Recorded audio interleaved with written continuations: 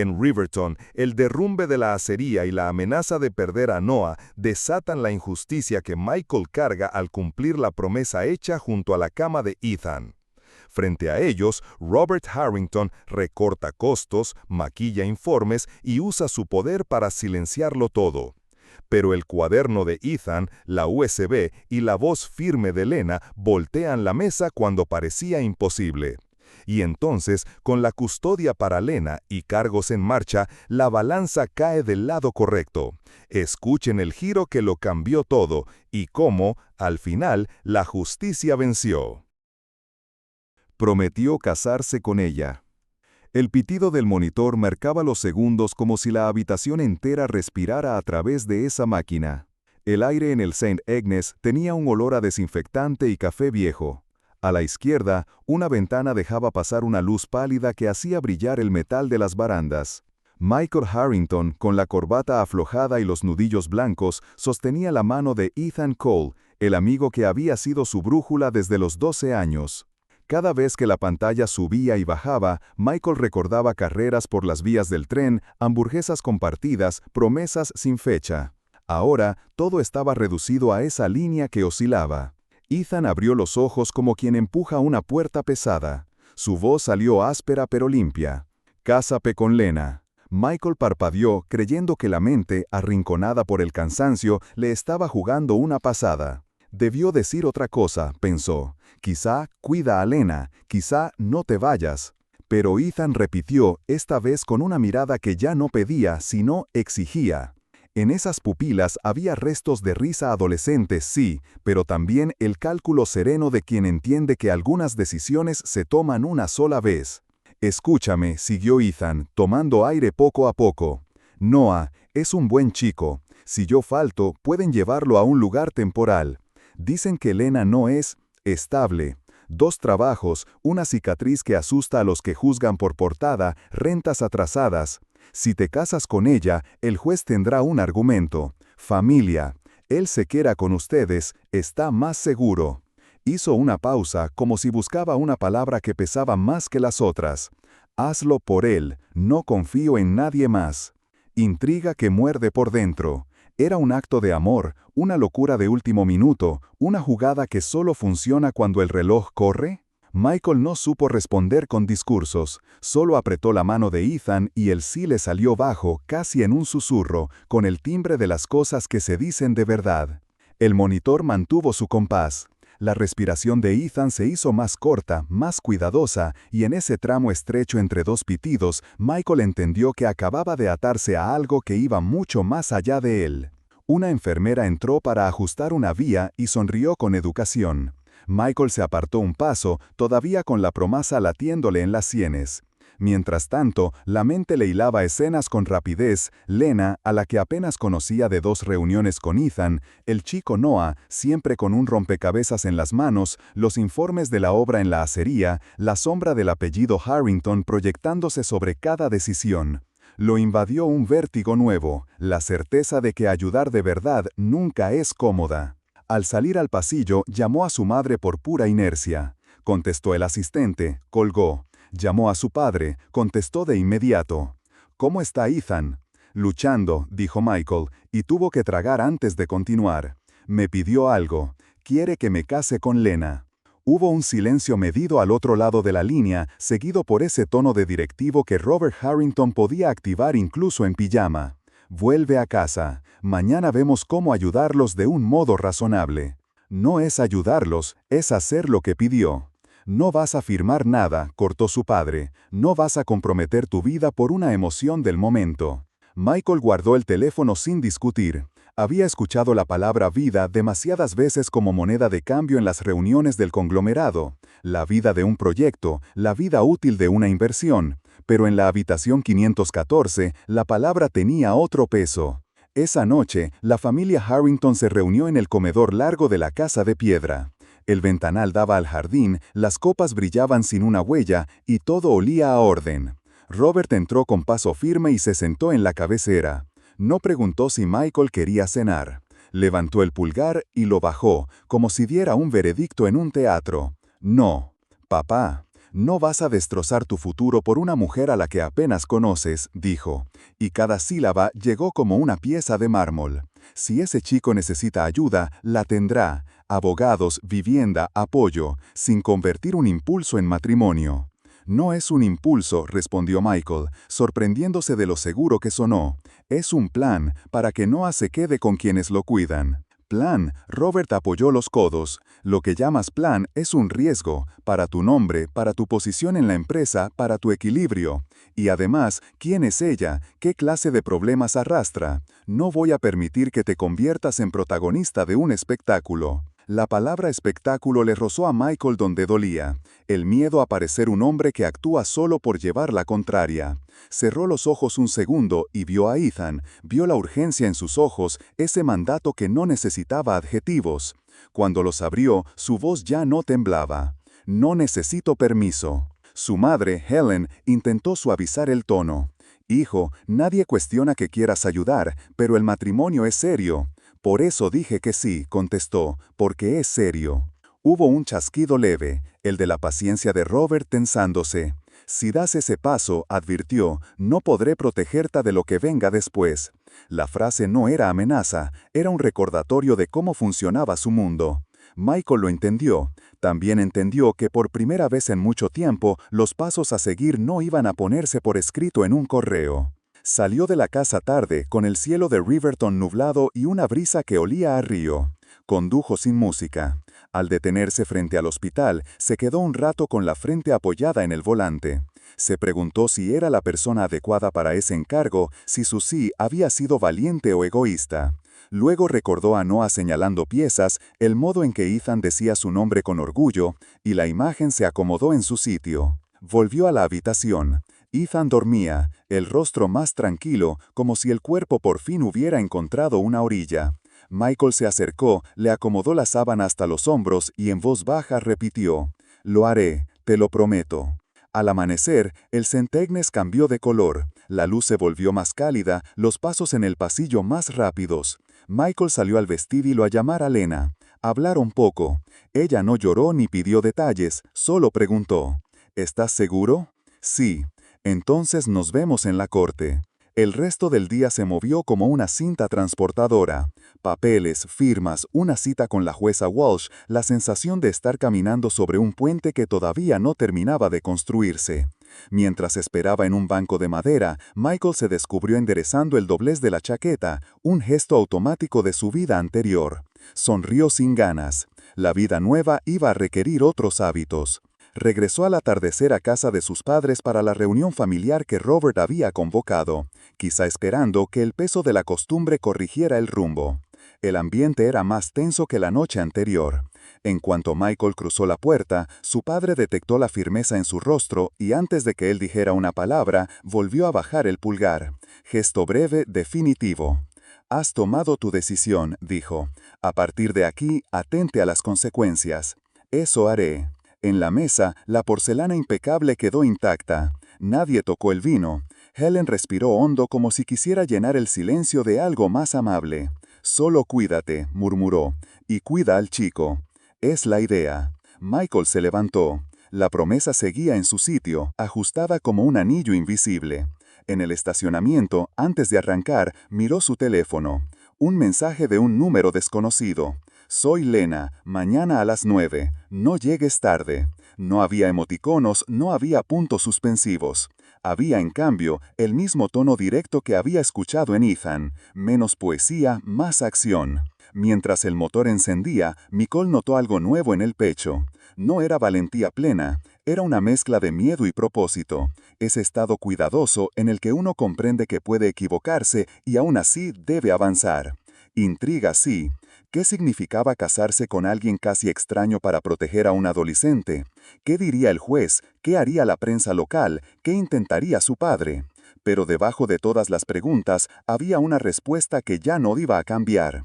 A veces, la forma más clara de cuidar a un amigo es sostener lo que él consideró digno de ser cuidado. El monitor, en la habitación 514, siguió marcando la música breve de la vida. Michael, al volante, dejó que ese mismo ritmo le guiara el resto del camino. A la mañana siguiente, estaría de pie frente a una jueza, junto a una mujer de mirada firme y cicatriz visible, para convertir una frase en un hecho. Y aunque todo lo demás fuera incierto, esa certeza le bastó para dormir por primera vez en días. Por su amigo moribundo. Se casaron un lunes a las 9:05, cuando el juzgado aún olía a papel recién grapado y a desinfectante. La sala era pequeña, una bandera, una planta algo triste en la esquina y el reloj marcando su propio juicio. La jueza Kendra Walsh, de voz clara y pausas breves, leyó los requisitos como quien enciende luces en un pasillo oscuro. Michael asintió. Lena sostuvo la mirada sin pestañear. No hubo música, ni anillos caros, ni manos alzadas para aplaudir. Solo 2 firmas y una palabra pronunciada sin adorno. Acepto. Lena observaba a Michael como si estuviera frente a una caja fuerte recién hallada. No con recelo, sino con cálculo. ¿Qué guarda? ¿Qué oculta? ¿Se abre con paciencia o con fuerza? Ese fue el diálogo silencioso mientras la jueza sellaba los documentos con un golpe seco. A la salida, una asistente del despacho de Robert Harrington ya los esperaba con un sobre beige, grueso y aséptico. Acuerdo de confidencialidad, dijo, y dejó ver el cheque como si fuera un salvavidas. Dinero suficiente para comenzar de cero lejos de Riverton. Lena lo tomó con 2 dedos, leyó 2 líneas y sin levantar la voz, lo rasgó en tiras que cayeron como nieve breve dentro de una taza de café vacía del pasillo. Michael no dijo nada, tampoco sonrió, solo entendió. Shock. Aquella no era una mujer que necesitaba un salvador, era alguien que había aprendido a hacer su camino sin pedir permiso. Se instalaron en el dúplex de Lena esa misma tarde. Un segundo piso con escaleras estrechas, un barandal que se movía un poco si uno apoyaba todo el peso y una ventana sobre la calle desde la que se veía el neón parpadear de una gasolinera. El olor de la casa era mezcla de detergente barato, pan tostado y lluvia que se colaba por el alféizar. En la cocina, la nevera tenía imanes de supermercados y una lista con números redondeados en marcador azul. Sobre la mesa, Noah había desplegado su fortaleza, cajas de rompecabezas abiertas, piezas clasificadas por tonos, montículos como colinas en miniatura. Los bordes, con sus encajes limpios, formaban líneas que parecían murallas. Michael eligió el sofá sin que nadie se lo pidiera. No por un código inventado de corrección, sino porque el colchón de la habitación extra tenía la misma respiración que el cuarto, la de una vida ya en marcha. Él era el recién llegado, el sofá le recordaba el papel. La primera noche se quedó mirando el techo estampado con pequeñas ampollas de pintura. No podía dormir, el silencio del barrio tenía sonidos nuevos, un autobús lejano, un vecino que cerraba con 2 vueltas, el zumbido constante del refrigerador. Y por dentro, otro ruido más difícil de acallar, preguntas. La tercera noche, Lena habló sin girar la cabeza. No te cases con mi silencio. Michael, con una manta hasta la cintura, esperó una explicación. No me casé con tu dinero, siguió ella, y tampoco con tu apellido. Si estás aquí es por Noah y por la palabra que le diste a un amigo que estaba en los últimos. Yo no necesito que me rescaten, necesito que nadie me quite al chico ni la verdad que tenemos en las manos. Lo sé, dijo él, y fue un lo sé que no buscaba cerrar el tema, sino abrirlo. A Michael lo asfixiaba una culpa que venía de antes. En la acería, la empresa de su padre había acelerado aperturas y cortes de cinta. Un ala de la estructura colapsó, 2 trabajadores perdieron la vida y Ethan resultó lesionado. El informe oficial hablaba de incidente. En Riverton, en cambio, la gente llamaba a las pozas por su nombre, sin adjetivos ni tecnicismos. Cada vez que Michael pasaba con el auto frente al esqueleto gris del edificio, el estómago se le encogía como si oyera metal quejándose. Una semana después del casamiento, cuando la rutina ya había levantado su pequeña tienda, desayuno a media luz, Noah saliendo al colegio con mochila grande, Lena tomando el primer turno y Michael aprendiendo a hacer café con la cantidad justa, ella sacó una libreta de tapas negras de la parte de atrás del horno. La tenía escondida entre una bandeja y una caja de galletas sin abrir. Es de Ethan, dijo, dejándola sobre la mesa con el cuidado con el que se apoya una evidencia y un recuerdo al mismo tiempo. La libreta pesaba, dentro había más que papel, correos impresos con fechas que se pisaban unos a otros, listados de cambios de última hora escritos a mano, anotaciones con flechas, fotos de pernos con marca barata que no coincidían con los planos. Entre las páginas, una memoria USB envuelta en cinta adhesiva transparente. Lena se sentó, cruzó los brazos y explicó sin adorno. No lo entregué antes porque pensé que lo iban a desaparecer. Tú decides. Culpa. Michael entendió de golpe por qué su padre había intentado sacarlo de la ciudad, por qué ese matrimonio, para Robert, era una chispa junto a un tanque de gasolina. Si él se quedaba cerca de Lena, se quedaba cerca de la verdad, y la verdad no obedece a calendarios de inversión. Abrió la libreta y leyó en silencio. Algunas notas eran técnicas, otras casi domésticas, como si Ethan hubiera querido dejar un hilo que cualquiera pudiera seguir.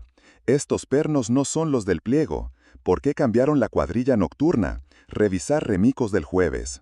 La USB, dijo Lena, contenía archivos que Ethan había copiado de un correo compartido en la obra.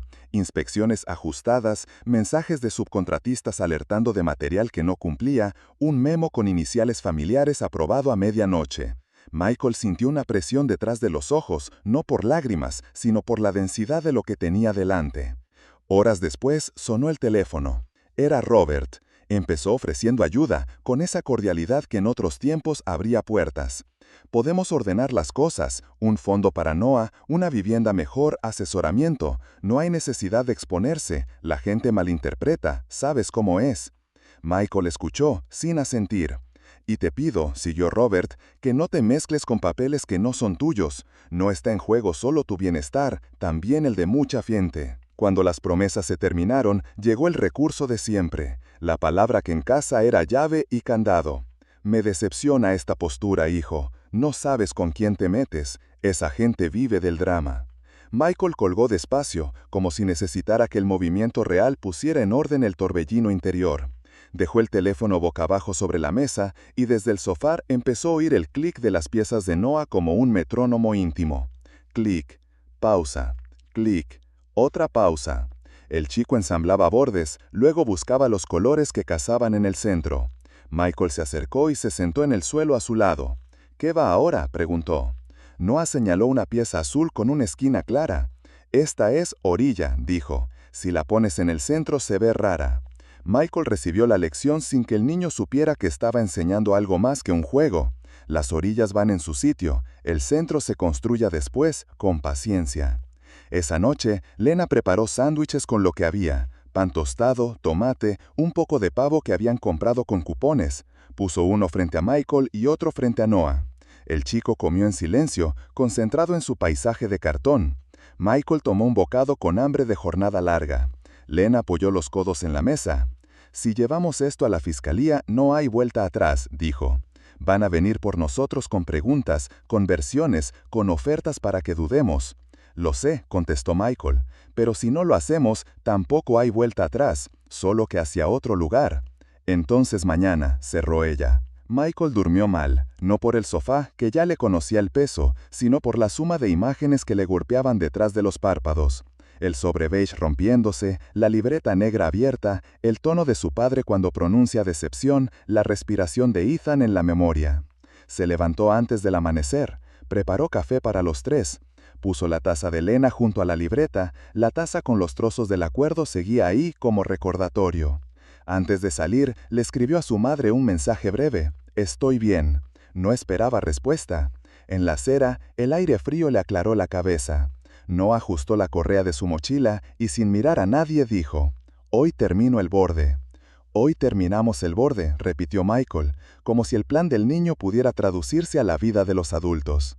Caminaron hasta el auto. La gasolinera de enfrente parpadeó 2 veces y quedó estable. En el espejo, Michael se vio distinto, no más valiente, más consciente. Había elegido quedarse del lado de la orilla, aunque el centro aún fuera un vacío por llenar.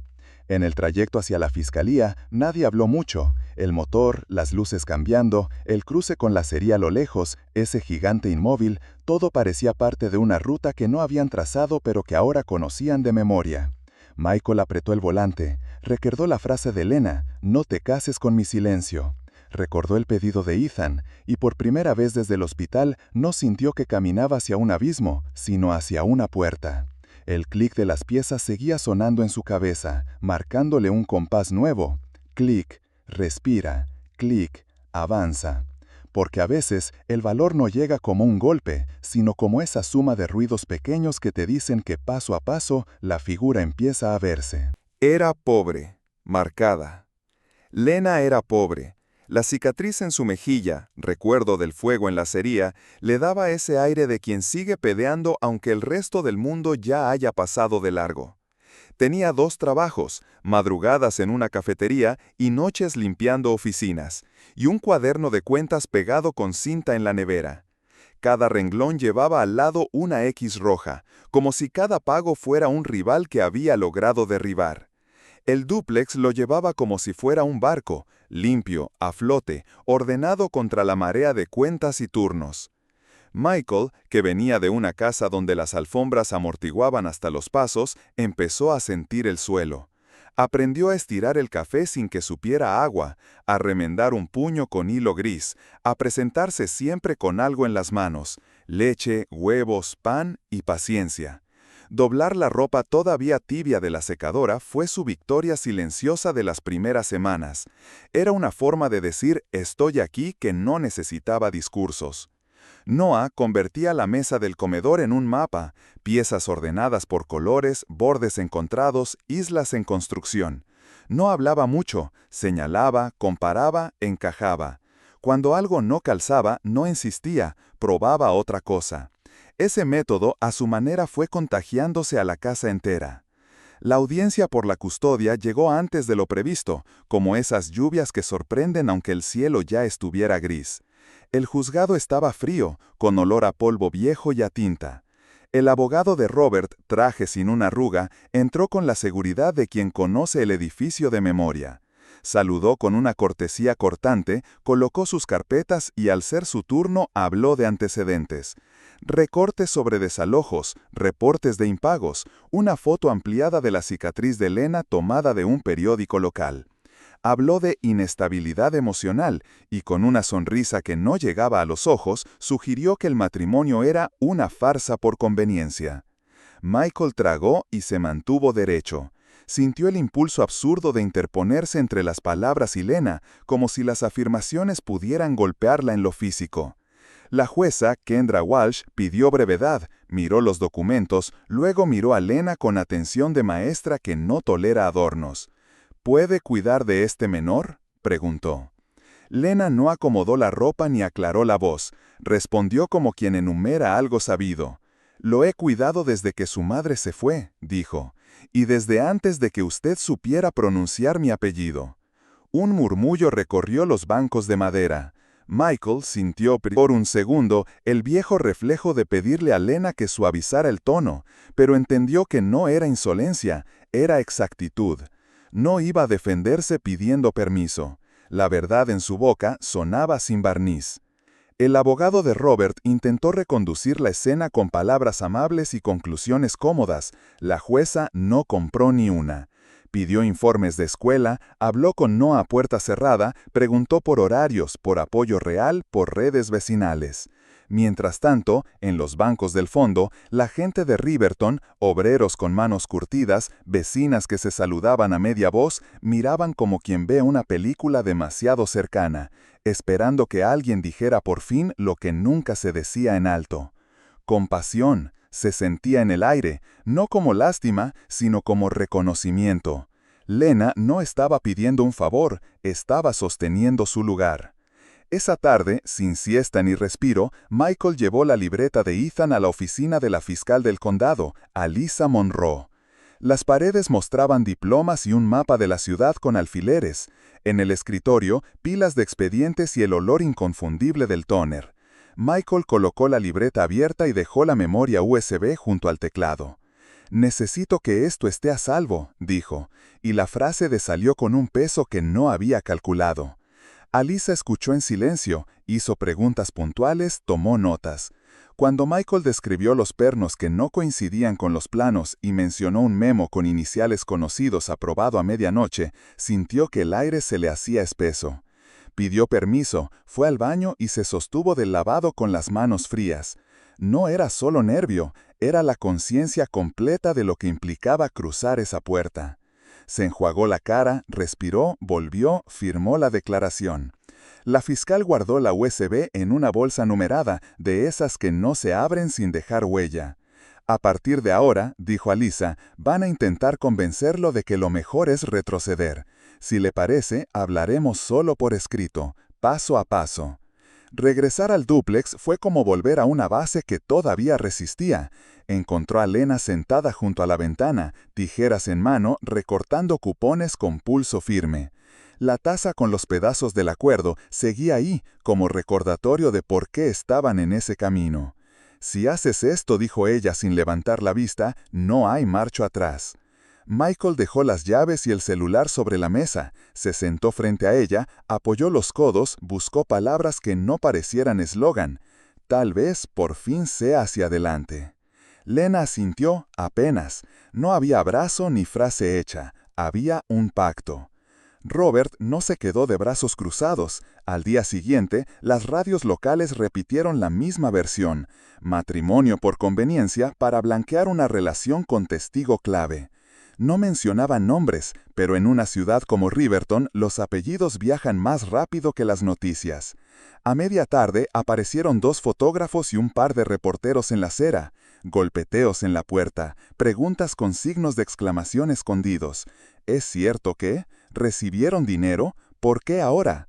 Los micrófonos olían a goma y a prisa. Michael sintió el calor subirle al cuello.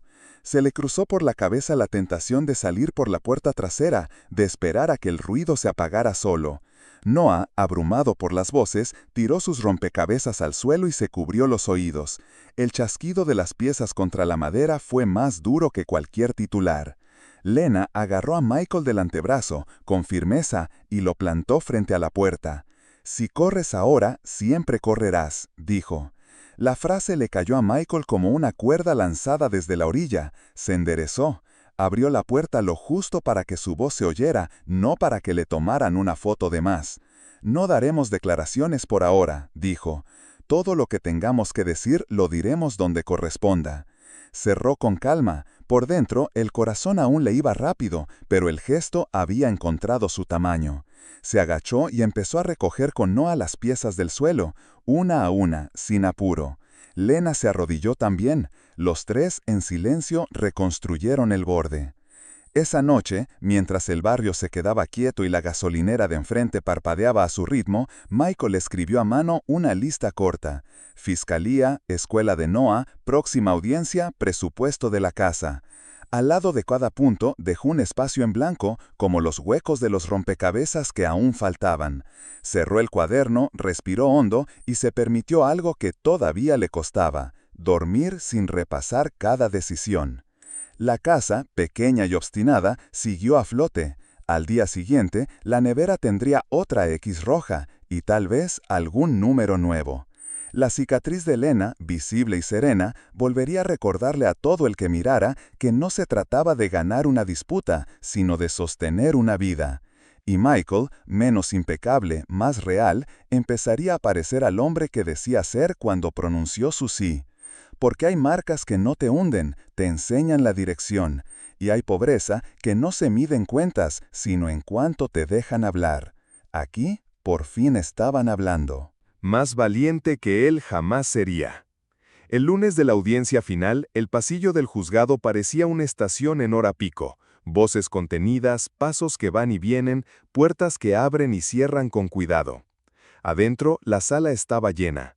Gente de casco y manos curtidas junto a vecinos con abrigos gastados. Todos esperaban algo raro en estos tiempos, que alguien hablara sin adornos. Riverton, por una vez, quería una frase recta. Robert Harrington entró como quien toma su sitio en una junta. Traje impecable, mirada calmada, un equipo legal que movía carpetas con precisión de reloj. Cuando le tocó exponer, su discurso fue una curva suave. Si no reducíamos costos, el proyecto no arrancaba. Sin proyecto, la ciudad se apagaba. Asumimos riesgos por el bien común.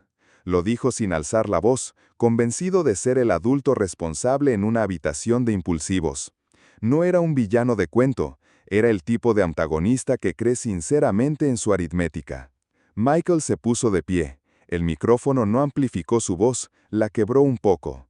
Habló de pernos fuera de especificaciones, de memos con firmas a horas en que los correos suenan a urgencia más que a control, de reuniones largas donde la seguridad compite con los calendarios. Dijo culpa como si eso también fuera heredable. Cada palabra le pesó en la lengua, pero ninguna se cayó. El jurado popular, los ojos de la ciudad en realidad, escuchó con esa atención silenciosa que no juzga todavía, pero ya no compra excusas. Entonces, desde el banco, Lena pidió hablar. No era necesario, no estaba citada como experta ni como parte técnica. Aún así, alzó la mano. La jueza Kendra Walsh la observó, sopesó la sala y concedió 5 minutos. 5 exactos. Lena avanzó un paso, tocó la cicatriz en su mejilla como quien toca una campana discreta, y dijo: «Me enseñaron que las marcas te recuerdan de dónde saliste, no a dónde debes volver». Cuando la pared cayó en la acería, yo estaba adentro. Vi a Ethan ayudar a 2 hombres a salir. Vi el humo, escuché el metal quejarse.